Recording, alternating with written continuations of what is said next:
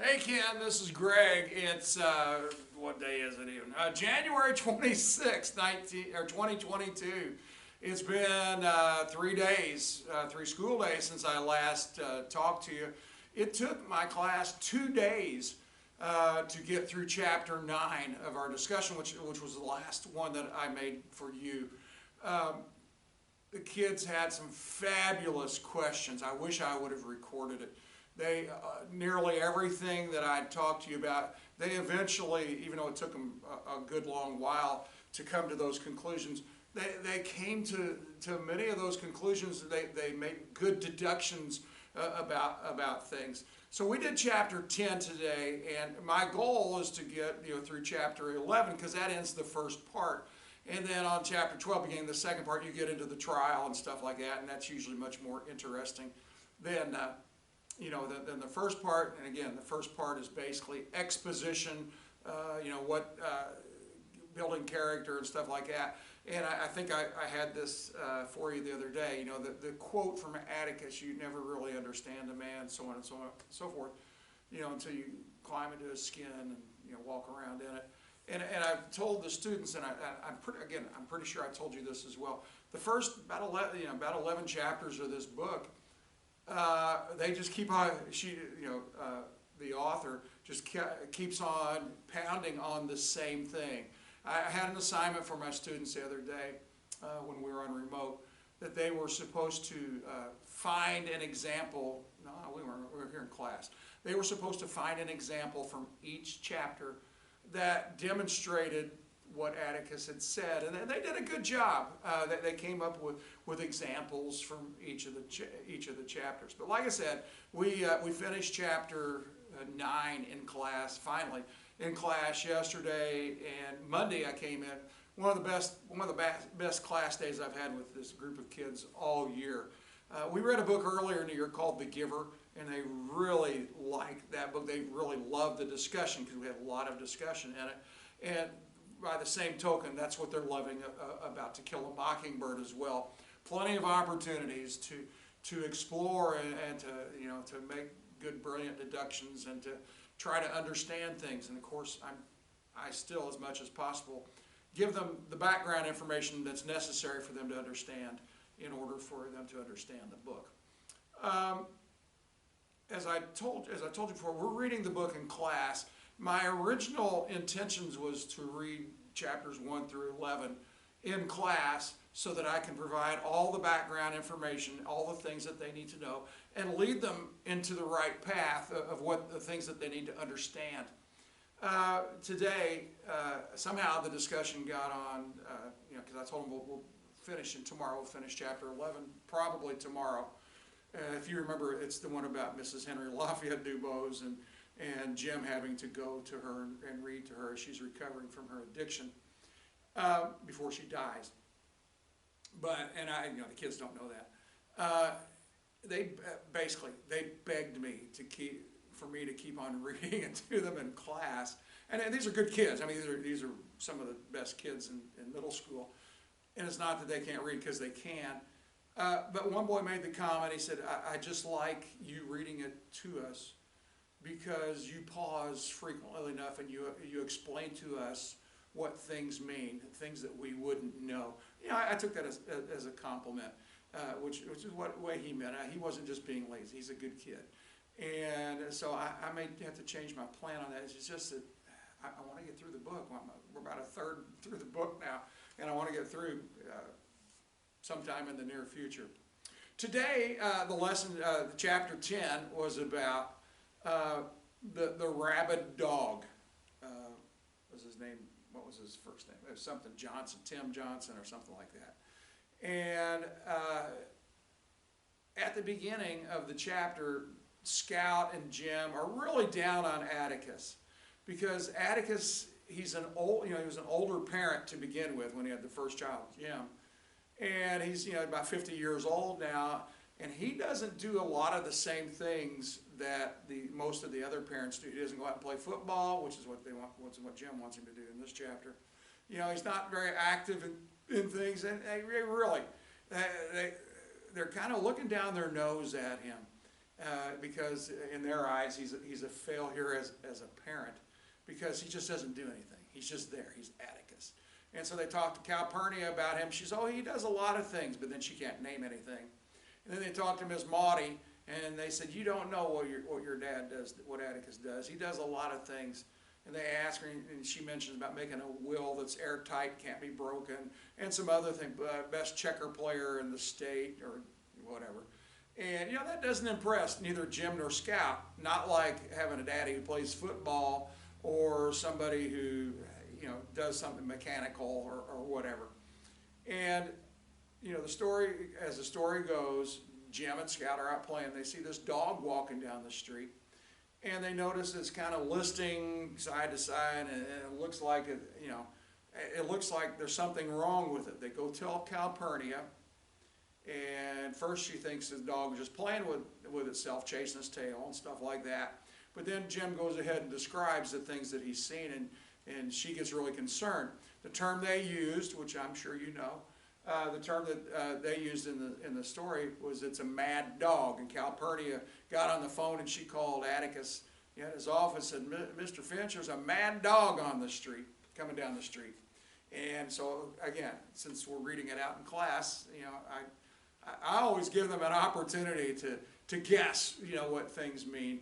But none of them knew what mad was.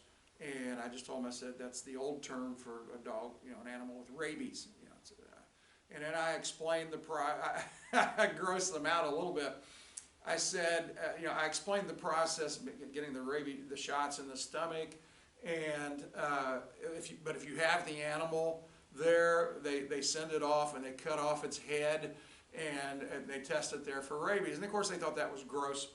And I couldn't really go into, I don't know, the mechanics of that, why they had to cut off its head. Although I did, I told them rabies, what its technical term is, hydrophobia. And they figured out, what it means, fear of water. And I said, well, that's true. I mean, a rabid dog will not drink, but they have all the saliva and scum and everything coming off their mouth and everything. And it even mentioned later in the book that after the dog was killed, that they were going to have to cut off its head and send it to the state laboratory and get it tested for rabies. So anyway, back to the theme of this part of the book. You never really understand a man, so on and so forth. And in this chapter, I pointed out to the kids, as I do every chapter, I'll let them deduce it or whatever. Who's this focusing upon? Who's being misunderstood, or who's not being understood at all because the kids don't know the facts, or somebody else doesn't know all the facts in the case. And I focused on Jim and Scout on this one, and Atticus.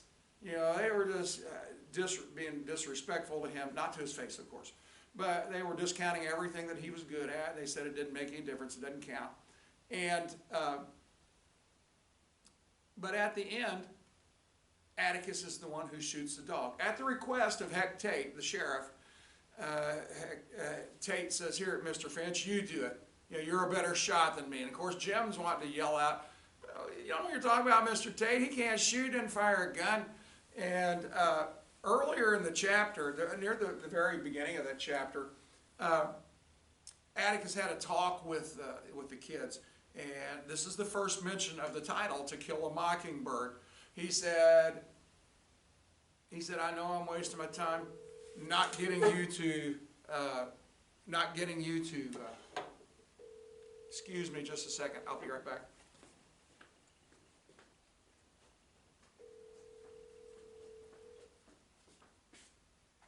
Yes, ma'am.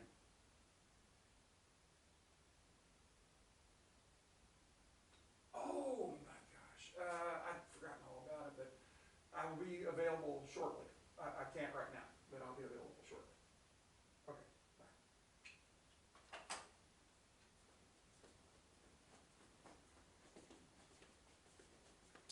Ken, if I can edit this, I'll edit out the blank spot. I had a phone call, it's something I need to take, a meeting I'm supposed to be involved in. But anyway, at the beginning, Atticus says, I know I'm wasting my time for you not to shoot things. He said, I'd rather you just shoot at cans, but I know you're going to want to shoot other things. He said, you can shoot all the blue jays you want, any that you can hit, but it's a sin to kill a mockingbird. And that's the first reference in this chapter for this, for the title. So anyway, back to what I was talking about. The kid, Jim particularly doesn't like Atticus because he didn't want Jim to have a gun, and he thought his daddy was afraid of guns and didn't want anything to do with them and stuff like that. And then here at the end, near the end of the chapter, Hecate gives the gun to Atticus, said, "Here, Mr. Finch, you take care of him. You're a better shot than I am." And of course, Jim doesn't believe that. So, of course, when one shot, Atticus kills the dog. Heck goes down, looks at the dog. He said, it was over whichever eye it was. Said, "Just a little off center, Mr. Finch." And in the chapter, it tells about Atticus. I think it was his left eye was a weak eye, and he couldn't. It was a Finch, genetic something that happened in all generations. And anyway, so of course Jim and Scout, they get all these big eyes, and they're really impressed. And Jim wants to ask Atticus, and at least twice there at the end of the chapter, he says, Atticus, and he wants to talk to him about Atticus firing the gun and killing the dog, but he backs out. Hecate laughs at Jim. He says, "Boy, didn't you know?" But Atticus cuts him off, and Atticus and Hecate leave.